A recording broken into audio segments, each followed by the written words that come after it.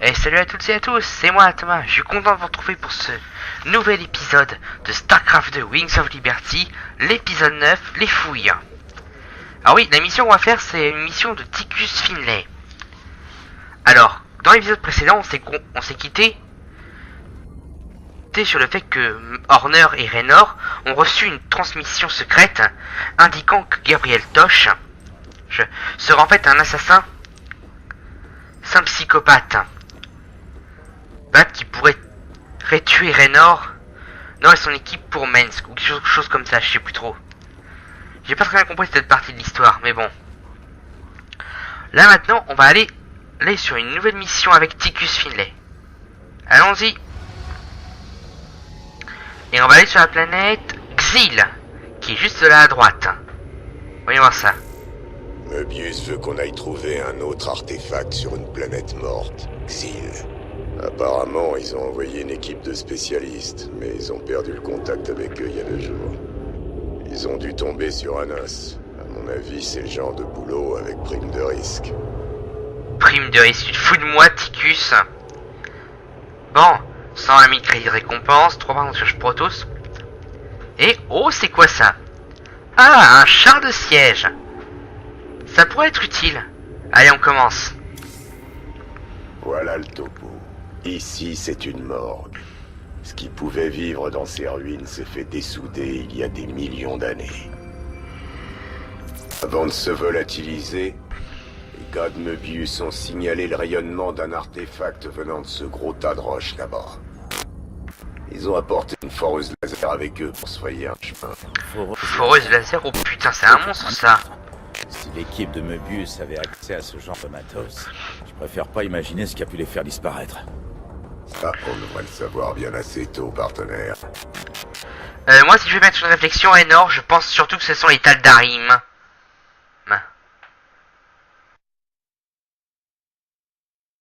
Ça m'étonnerait qui m'a dit que ce soit ces fanatiques de Taldarim.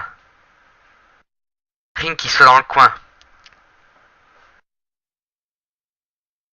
Bon, là, l'astuce, elle est qu'en maintenant une touche enfoncée, on peut faire une liste d'ordres.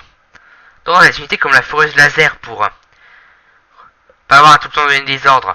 Mais personnellement, j'ai jamais réussi à faire ce genre de coup. Ce qui m'agace un peu. Car ça me ferait moins de pression pour surveiller tout le champ de bataille. Bon, allons-y.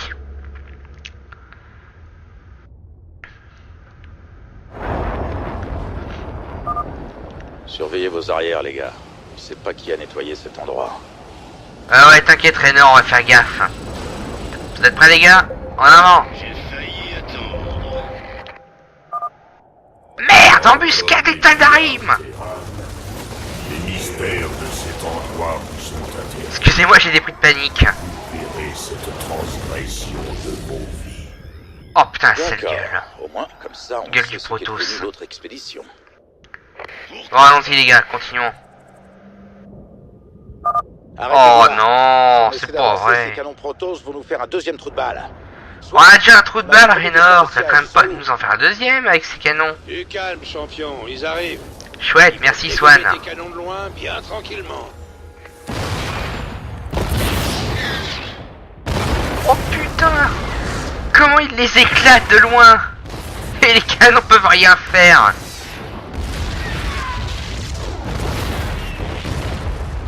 Ces nouveaux chars de siège fonctionnent comme les anciens. Quand tu les mets en mode siège, ça augmente leur portée et leur puissance de feu. Mais en mode siège, ils bougent plus. Donc si tu veux les repositionner, repasse en mode char. C'est clair? Merci bien Swan, et merci c'est clair. Bien sûr. Bon, avec des chars de siège, ça devrait aller mieux. Ordre reçu. Oula, mince! Un tracker. Déployons quelques chars de siège sur les hauteurs. Ils pourront aplatir le tracker Protoss avant qu'il ait le temps de s'approcher. Allez plus fort! Allez les gars! Écrasez-moi ce tracker! Wow! Ah merde, en voilà un autre! Heureusement qu'il est pas arrivé loin. Alors, ces ordres, ils arrivent? Allez, bougez-vous les gars. On est tout près. Ouais. Ça va être en haut de cette rampe, je pense. Ouais, la base Mobius. Accès au réseau local de la base Mobius. Alors, comme d'hab, un petit peu de piratage. Transfert du contrôle des bâtiments de la base, commandant. Bon, c'est mieux. Allez, déployez-moi le monstre. 174 gigawatts. La puissance du soleil. La puissance du soleil entre vos mains, c'est quoi ces conneries, Ticus? Et commencer la découpe. Le laser a une bonne puissance de sortie. Le forage va prendre un peu de temps, mais il n'y a aucun autre moyen d'entrer dans le temple. Eh merde, manquait plus que ça. Alors, on établit un périmètre de Il y a une sécurité grosse base Taldarim au nord, et à l'est, il y a une petite base. Ces chars de siège. T'inquiète, Raynor, j'ai ma stratégie de défense. Il faudra juste un peu de financement. Bon, pour la mettre en place. Donc tu te débrouilles pour me donner les VCS nécessaires. Autrement, on va avoir mal aux fesses. Il nous faut des bunkers et des chars de siège pour défendre la foreuse laser. Sans ça, aucun moyen de récupérer l'artefact. Ah ouais, merde, c'est vrai. Si on perd la force de laser, on perd la bagarre. Alors oui, ça c'est un truc spécial. C'est une mission assez compliquée, celle-ci. Et pour cause... regardez. Là, pour entrer dans le temple et atteindre l'artefact, il faut utiliser cette foreuse laser pour détruire les 3 portes. Sauf que ça va pas être facile. Pas du tout. Et pourquoi? Parce que malgré la puissance des 174 gigawatts, ou comme dit Ticus, la puissance du soleil entre vos mains, hein, ça va pas suffire. J'ai réussi à accéder à ce qui reste du réseau de capteurs. Fire pour atteindre la porte tout de suite. Il faudra attendre un peu. Que vous puissiez voir ce que préparent les Taldarim. Excusez-moi, je reviens de bosser. Et donc, que le problème, c'est que comme ça va prendre du temps, les Taldarim vont tenter de détruire la poreuse. Donc là, je vais devoir bâtir des bunkers, des tourelles perdition, occuper les bunkers, ainsi que bâtir quelques tourelles anti-aériennes, ou tourelles lance-missiles si vous préférez, pour protéger. J'ai la foreuse laser. Là, un peu comme dans la mission précédente, l'enfer vert sur Belchir, il y a 2 façons de gagner. La première, c'est celle que je viens de vous dire. Utiliser la foreuse laser pour détruire les 3 portes du temple. L'autre solution, qui peut être plus courte, c'est de bâtir une armée conséquente et détruire tous les bâtiments Taldarim. En gros, la grosse base qui est au nord de la base Mobius, et celle qui est à l'est. Ça peut être utile, mais le problème, c'est qu'en plus les Taldarim auraient avoir la fâcheuse manie de vous attaquer dans le dos. En gros, pendant que vous attaquez une base, ils attaquent de l'autre. L'autre pour tenter d'écraser votre base, c'est pendant que vous êtes occupé. C'est une stratégie qu'utilise parfois l'IA, l'intelligence artificielle dans les jeux de stratégie. C'est pour empêcher chez les joueurs de les attaquer directement sur leur terrain. Là où ils sont en désavantage. Alors d'accord, c'est pas un truc vivant. Vent l'IA. Mais c'est programmé pour réagir comme si c'était un être vivant. Parce que l'IA, sans pour autant être une personne réelle, elle est pas bête. Elle sait que son seul et unique moyen de gagner est de conserver ses bâtiments intacts, ou du moins les réparer quand c'est nécessaire.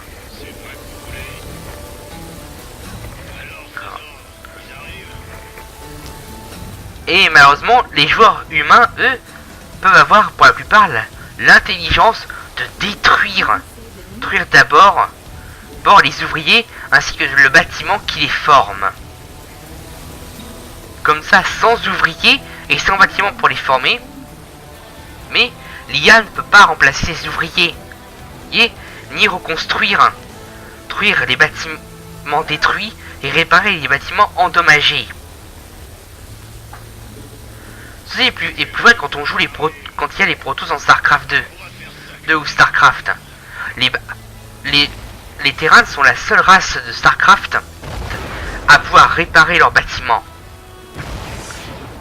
quand il y a besoin. Les Protoss, malheureusement, ils ont leur bouclier à plasma, certes, mais le prix à payer est terrible. Ils ne peuvent pas réparer leurs bâtiments endommagés. Donc ils doivent attendre que le bâtiment soit détruit pour le reconstruire. Et le bouclier ne fait que lui accorder un peu de vie en plus avant d'être détruit. Donc là, si les Tal'Darim veulent vraiment m'empêcher j'ai gagné cette partie d'attaquer leur base, ils vont s'arranger pour attaquer ma base pendant que mon armée principale n'y est pas. Rappelez-vous, dans l'épisode précédent, je parlais des cheat codes qui dans certains jeux de stratégie peuvent faire en mode solo la différence entre la victoire et la défaite. Bien que ce soit pas trop autorisé, trop apprécié, mais toléré en mode solo seulement. Mais attention, sur des jeux comme StarCraft 2, utiliser un cheat code c'est à vos risques et périls. Perso, moi j'ai pas essayé. Oh merde, des archontes. Génial, manquait plus que ça. Oui, comme je disais, j'ai l'impression que dans les jeux stratégiques, que des fois, l'ordinateur qui joue les méchants dans le mode solo, il dispose de cheat codes qui permettent de voir ce que vous faites. Et imaginez si une telle théorie était correcte, ou du moins exacte, ça voudrait dire que les Tal'Darim peuvent savoir quand mon armée est en dehors de ma base. Et donc profiter de ce moment-là et donc savoir quand ils peuvent profiter de mon absence pour attaquer. Et ainsi détruire ou du moins endommager ma base, ou la mettre en danger suffisant pour me forcer à renoncer à mon attaque sur leur base. Parfois c'est ce que fait l'IA, sans pour autant avoir un cheat code. C'est comme si elle savait que vous voulez aller dans la base ennemie pour la détruire, ou du moins en faire suffisamment de dégâts pour handicaper l'ennemi. Mais à part ça, on ne sait rien du tout. Oui, on ne sait pas comment l'IA peut réagir. Bon, là c'est simple. D'abord, j'échauffe une petite armée pour aller récupérer les 3 reliques Protoss. Tous qui sont disséminés sur la carte à proximité de ma base. Pour ça que j'entraîne des équipes de mercenaires ainsi que qu'un ou deux médics. Comme ça, pendant que mes troupes peu défensives défendent la base et la foreuse laser, mes mercenaires et autres troupes offensives vont chercher les reliques, et après, si elles sont assez puissantes, elles peuvent attaquer une base Tal'Darim. Je verrai bien ce que je ferai. Mais sachez que vous pouvez également, si vous le souhaitez, attaquer une base Tal'Darim, ou les détruire toutes les deux. Ah! Et voilà, la première des 3 portes est détruite. Il en reste donc 2. Ce qui fait que le temps a perdu 1/3 de ses points de vie. Mais ça prend encore du temps de l'ouvrir. C'est pour ça que cette mission peut parfois être très longue. Parce que souvent les Tal'Darim vous envoient archontes, colosses et unités aériennes. Viennent pour vous attaquer. vous obligeons parfois à utiliser votre foreuse laser pour les détruire. Ouais. Et pendant ce temps-là, pendant que la foreuse laser vise un ennemi et lui tire dessus, elle n'attaque pas le temple. Alors que elle seule peut l'endommager. Alerte. Ah. Unité aérienne ennemie en vecteur d'approche. Bon sang, unité aérienne, mon cul. Ce sont les transports. Utilisez le laser et abattez-les vite. Du calme, Raynor, regarde. Et oui, grâce à l'amélioration lancer de missile Tornade, enfin je sais plus quel est le nom exact de l'amélioration, mais grâce à une amélioration que j'ai acquise dans un épisode précédent, non, mes tourelles lance-missiles, s'ils lâchent une volée de petits missiles, qui servent à l'attaque, rapide. En gros, ce que j'essaie de dire un peu maladroitement, c'est que ces petits missiles peuvent compléter les dégâts faits par les missiles principaux. Comme ça, même un important groupe, d'unités aériennes adverses ne peut pas passer facilement les défenses, ou du moins pas sans dommage. Ah oui, un truc que j'ai oublié de vous dire sur les mercenaires. C'est que si vous voyez, en ayant sélectionné la planque de mercenaires, énergétique de plusieurs reliques Protoss dans la zone. vous voyez comme une barre de progression comme pour les unités de la caserne, de l'usine et du spatioport et du centre de commandement.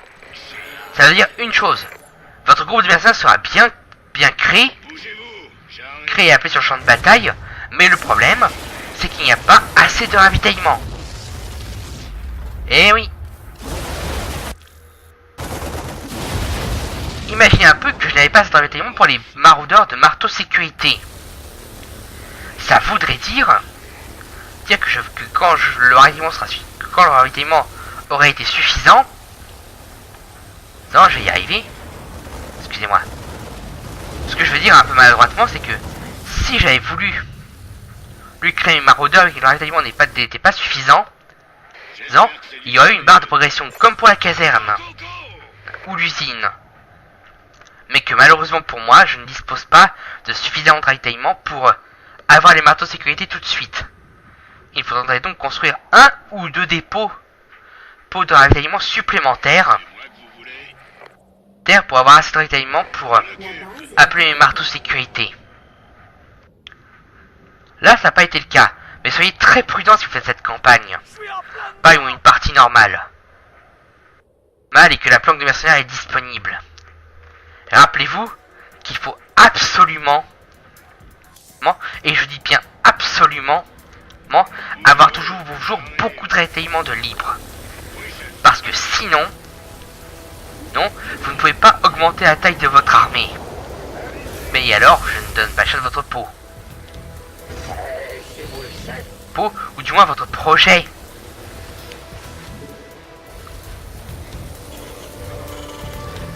J'ai de renforcer votre armée pour...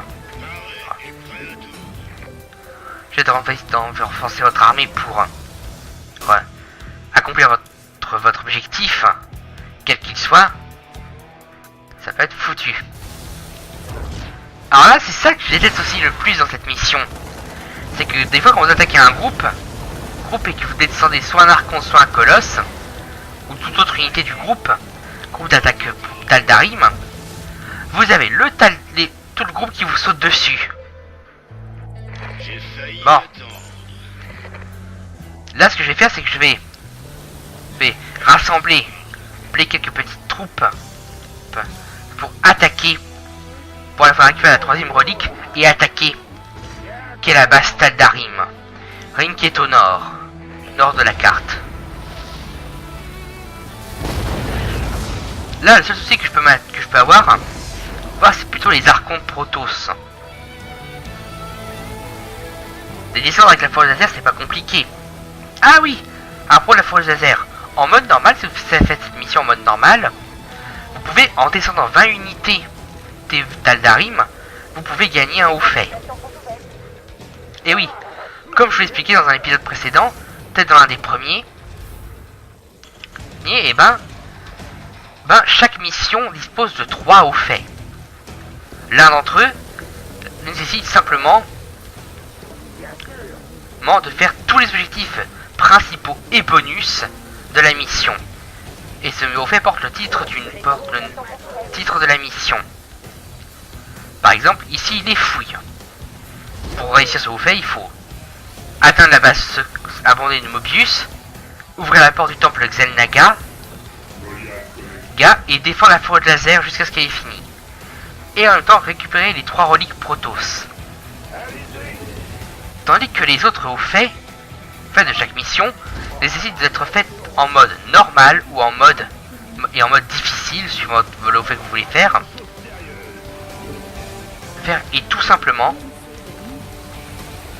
accomplir ce haut fait. Par exemple, je sais plus comment s'appelle ce haut fait en mode normal de cette mission, mais il concerne la forêt de laser. Il faut s'en servir pour tuer une vingtaine d'ennemis. C'est très important.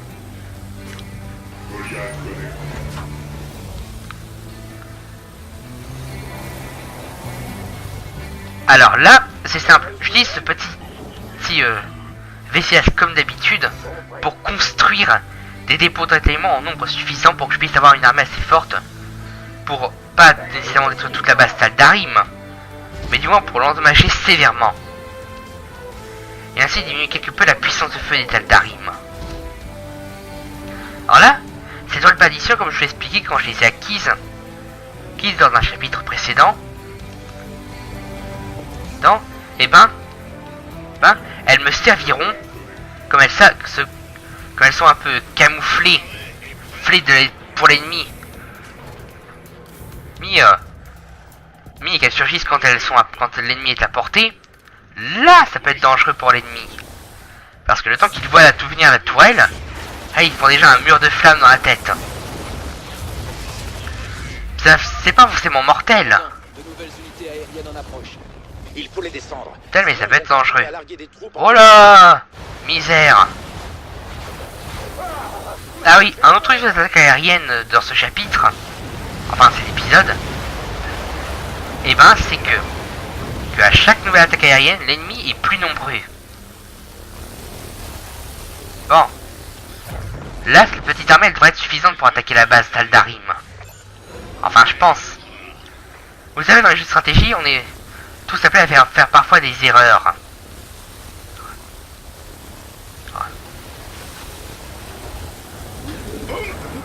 Il se peut que là, je me trompe et que je ne puisse pas m'emparer.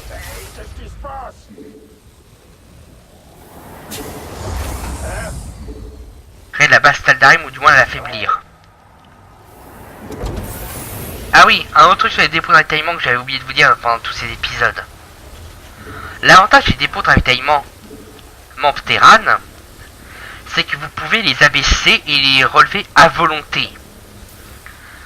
Comment ça peut même comme ça, si vous avez des unités qui doivent aller à tel endroit, mais qui en sont empêchées à cause des dépôts de ravitaillement, vous pouvez abaisser ces dépôts de ravitaillement pour ouvrir un passage suffisamment grand et large pour permettre à vos troupes de passer. Et oui, par exemple, mon VCS, construction de dépôt de ravitaillement, il était bloqué, même si j'avais donné l'ordre d'ouvrir, d'aller construire un autre dépôt de ravitaillement.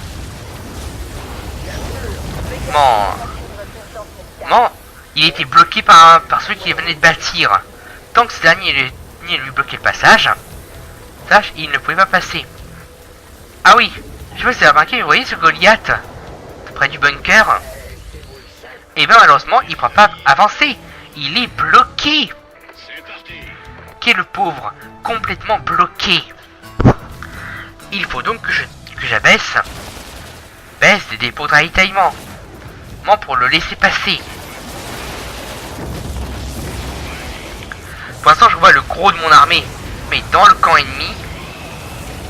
Et j'utilise ma fosse laser pour détruire les colosses. C'est plus les colosses et les archontes qui posent problème dans cette mission. Parce que malgré tout, j'ai déjà attaqué beaucoup d'unités depuis le début de la campagne, ainsi que quelques améliorations et options fort utiles, mais malheureusement, les colosses et les archontes restent quand même un gros danger. En même temps, je détruis le Nexus, et je vais détruire la porte spatiale si j'en ai l'occasion.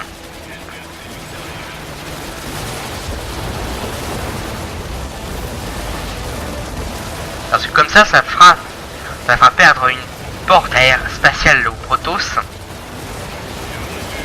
Et ça va gravement les handicaper.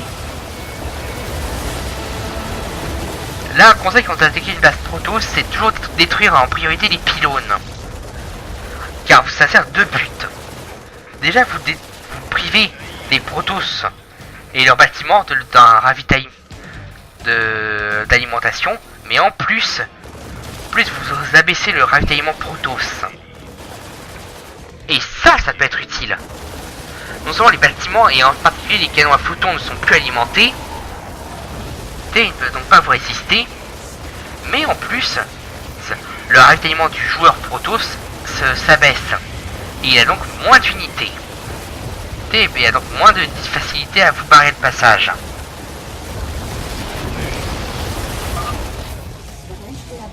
Ah, ça y est. Ça veut dire que la seconde porte du temple de Xel'Naga est détruite. Il ne reste plus qu'une. Mais ça va prendre encore un peu de temps. Bon, là, avec la destruction de quelques bâtiments Protoss, et Tanarim ont été quelque peu affaiblis. Si c'est comme je le prévoyais, il se peut qu'ils vont tenter de reconstruire les bâtiments détruits. Enfin, je pense. Et pendant ça, ils vont consacrer une grande partie de leurs ressources pour ce projet. Ce qui fait qu'ils vont ils vont devoir diminuer leur budget militaire.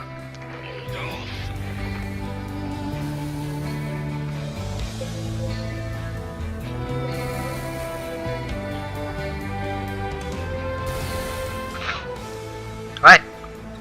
Alors, certains d'entre vous se demandent peut-être quel va être mon prochain let's play. Sur un jeu PC, c'est une fois celui-ci terminé.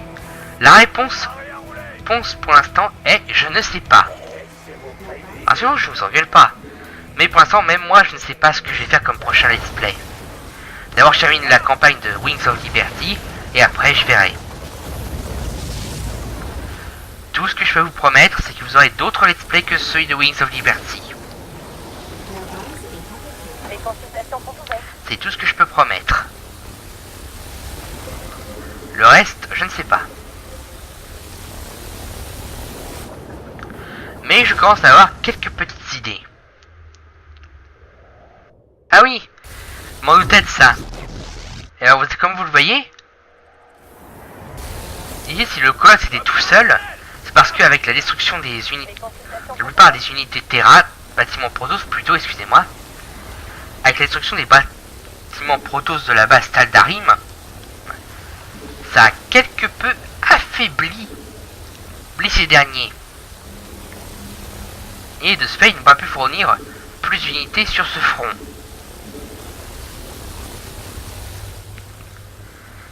Alors que vous soyez en mode campagne, en mode partie personnalisée ou en multijoueur, joueur dans StarCraft ou dans un autre jeu de stratégie, le fait de détruire les bâtiments producteurs d'unités militaires de l'ennemi, ainsi que tous les ouvriers et tous les bâtiments qui forment les ouvriers, et ça permet de gravement affaiblir l'ennemi. Ils veulent vraiment pas laisser tomber. Rentrez-leur dans l'art, les gars. Comme ça, votre adversaire dispose de moins de choix tactiques. Et s'il peut reconstruire ces bâtiments endommagés, il devra choisir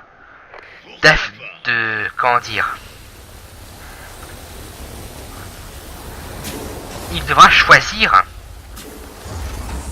Système opérationnel. Ouais. S'il veut continuer de renforcer ses troupes militaires, ou s'il préfère consacrer une partie de son économie et donc de ses richesses à rebâtir ce qui a été détruit. Et peut-être de rebâtir une armée mais forte et nombreuse. C'est ça un des grands principes des jeux de stratégie. C'est qu'ils doivent faire des sacrifices.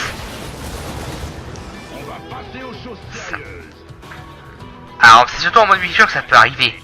En mode de campagne ou solo. Tout autre mode solo plutôt. C'est l'IA qui dirige vos adversaires. Et qui agit parfois sur les jeux selon les paramètres. Et oui, selon les jeux, on peut paramétrer le comportement de votre adversaire. Ou de tous vos adversaires. Par exemple, vous pouvez tout bonnement vous faire des adversaires qui se consacreront à la construction et à la reconstruction. Ils conformeront quand même des unités militaires, mais leurs unités militaires seront tout simplement moins nombreuses que s'ils étaient des ennemis agressifs. En gros que vos ennemis seraient moins agressifs et consacreraient leurs militaires à défendre leur base.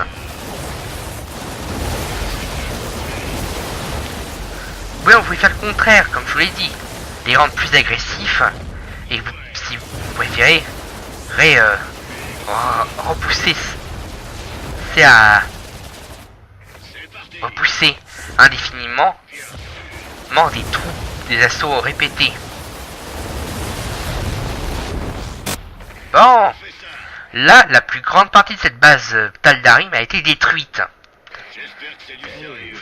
ce qui les affaiblit un peu plus à chaque bâtiment détruit.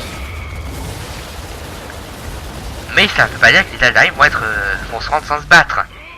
Et si je le veux, je peux attaquer qui est ensuite la seconde base. Mais si mes troupes sont grandement affaiblies, ça va être un risque que je vais prendre. Le risque que je prendrais, c'est de voir toutes mes troupes se faire détruire. Ah mince.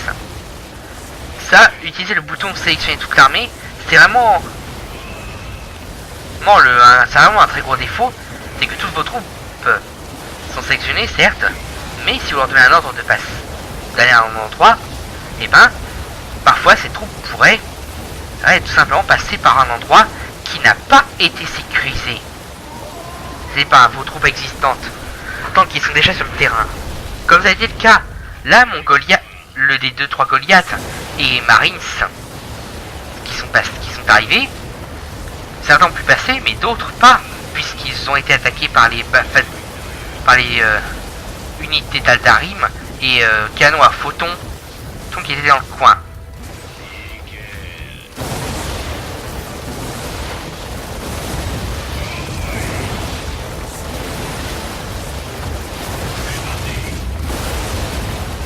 Bon. Mince. Il va me démolir ma tourelle. Trop tard. Elle est détruite. Et oui, c'est ça le problème des bâtiments terrain, c'est que quand leurs points de vue sont dans le rouge, ils prennent feu et ils se désagrègent petit à petit. S'il n'y a pas un VCS. Mais heureusement, dans cette campagne, il y a une amélioration spéciale.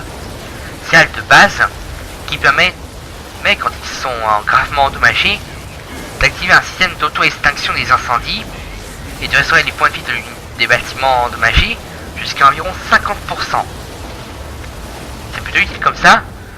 Ça réduit un peu les coûts de réparation avec les VCS. Bon. Là, ce que je vais faire, c'est d'être certain prudent, mais au moins ça va affaiblir un peu les Tal'Darim, sur le plan militaire. Là, mon objectif ce n'est pas de détruire la seconde base, mais de les affaiblir quelque peu.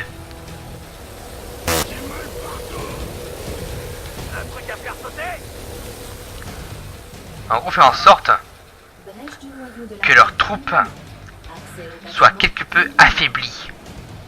Il est de notre devoir sacré d'arrêter Ou du moins occupées. Afin que la Forza puisse terminer son boulot. Tiens, que ce que je vous disais, la maison se sont tous fait tuer. Mais les Protoss ne sont pas assez nombreux pour espérer descendre ma base.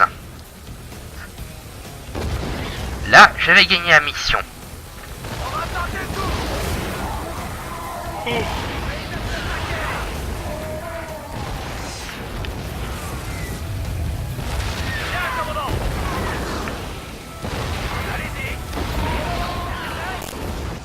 Et voilà, c'est fait. vous l'emportez. Pour l'instant, la nouvelle de ce sacrilège se répandra à travers les étoiles, Jason. Le jour du jugement. Tes artefacts ont l'air très populaires, Ticus. Qu'est-ce qu'on en a à foutre, tant que la paye est bonne? Vraiment. Se faire éclater par les Tal'Darim, moi j'aurais pas compté ça dans la colonne profit.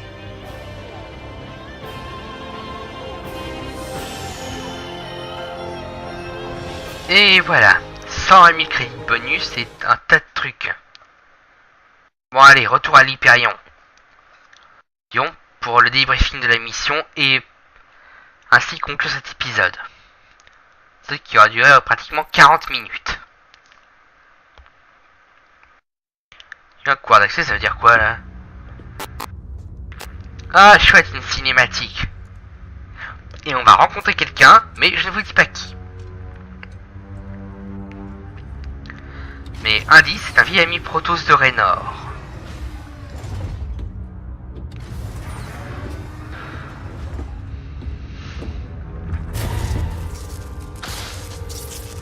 Ouais, qu'est-ce qui se passe là?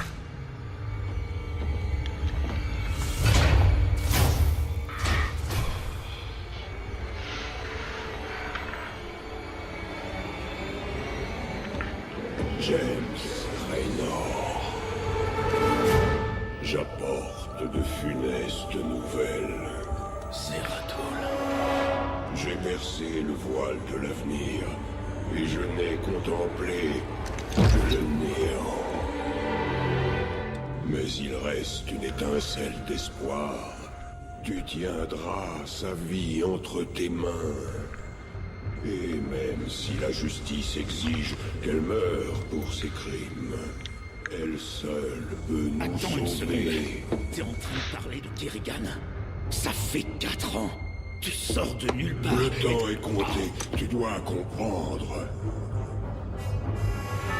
Les réponses à tes questions sont à l'intérieur. Étudie-le attentivement.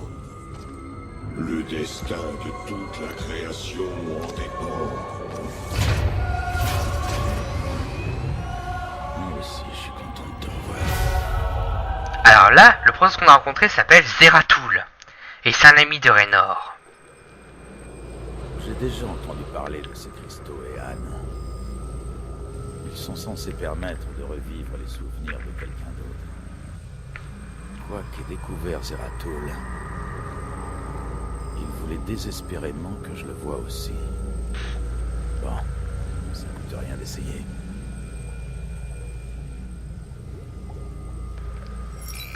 Et voilà. Là, ce cristal ouvre des missions supplémentaires. Attendez. Ouais. Alors là, on a une nouvelle amélioration disponible en recherche. On peut avoir un rendement de Vespen bien meilleur ou avoir des dépôts orbitaux. Généralement, c'est les dépôts orbitaux que je prends. Et c'est ce que je vais faire. En fait, ces dépôts orbitaux vous permettent de juste dépenser. C'est de désigner votre minerai pour le dépôt. Pot de rétaillement et hop. Je vois que nous avons une nouvelle Attendez. acquisition. C'est Ah un oui. appareil Protoss. Je vais quand même finir mon explication. Mais évitez de vous y frotter. C'est un cristal Ean Kaidarin. Ça enregistre les souvenirs et permet de revivre les expériences d'autres personnes. Ça peut être dangereux si vous ne savez pas ce que vous faites. Et pourtant, ça ne vous fait pas peur du tout. Vous êtes un homme fascinant, Jim Raynor. Vous en savez plus long sur les Protoss et les Zerg que tous les experts que j'ai pu lire. Alors comme je l'explique, ce cristal, là il y a cristal Ehan.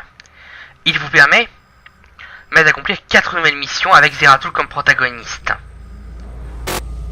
Détenir ces artefacts me rend nerveux. Vous pouvez m'en apprendre plus sur eux? C'est intéressant. Celui de Xil est différent des autres. Cependant, je pense qu'ils ont un jour tous fait partie d'un même appareil. Ils forment quelque chose de plus grand? Il semblerait. Ce n'est qu'une théorie, mais il y a une affinité entre les artefacts que nous avons trouvés. Une sorte de résonance harmonique.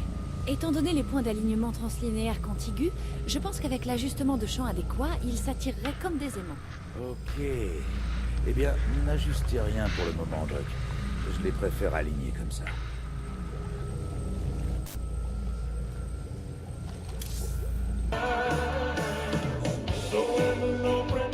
Ah, de nouveaux mercenaires. Si on y met le prix. Et c'est les briseurs de siège.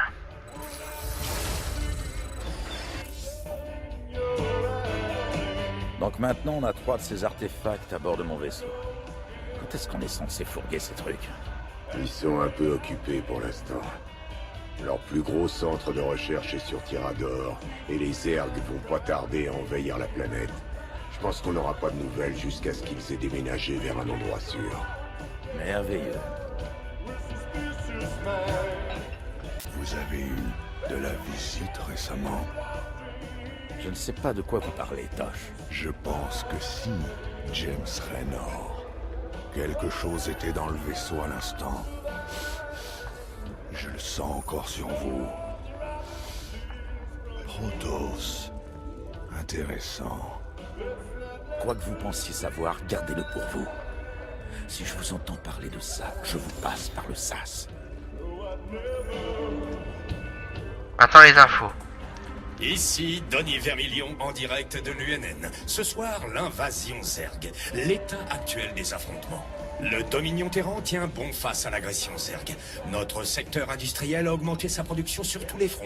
Le taux d'enrôlement monte au sein du système pénitentiaire. Et le corps des Marines est prêt à se jeter dans la bataille. Les Zerg n'ont qu'à bien se tenir. Donny, savez-vous précisément quand nous allons commencer à repousser les aliens? Kate, si je vous le disais, je révélerais des secrets vitaux pour la défense du Dominion. Vous pensez que les Zerg suivent notre mission? Je sais qu'ils nous regardent, Kate. Je le sais. Eh bien, les amis, nous sommes les premiers à le dire. Et c'est Kate Lockwell pour l'UNN. On attend à l'armerie. On va voir ce qu'on peut lâcher comme nouvelle amélioration. Ah, la fiche de renseignement des chars de siège. Ah, on a droit à la séquence quand ils se mettent en mode siège. Oh, il est quand même pas tiré sur le vaisseau, celui-là. Maintenant qu'on a des chars de siège, on peut vraiment faire hurler l'artillerie. Exactement. Le vacarme réconfortant des gros canons. Enfin, réconfortant quand ce sont les nôtres. Et ces nouveaux tanks ont une meilleure puissance de feu en mouvement, sans parler de leur blindage renforcé. Tant qu'ils gardent leur portée en mode siège, le reste c'est du bonus. Avec des chars et des bunkers, on peut tenir une position face à quasiment n'importe quoi.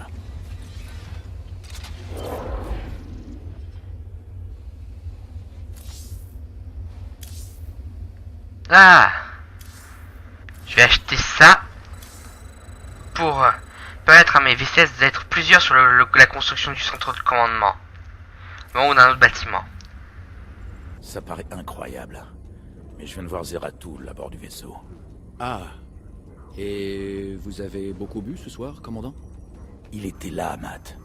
Et il était blessé. Il semblait fuir quelque chose. Et où est-il à présent, commandant? Je ne sais pas. Mais il n'est plus à bord. Il m'a donné un cristal de mémoire Ehan qu'il voulait absolument que j'étudie. Je suppose qu'il veut me montrer ce qu'il a vu. Et bien voilà, nous en arrivons à la fin de notre épisode. Et je vous dis à très bientôt pour l'épisode 10. Et à partir de cet épisode 10, on va faire les 4 missions de Zeratul. Allez, je vous dis à très bientôt. Salut! Et à plus!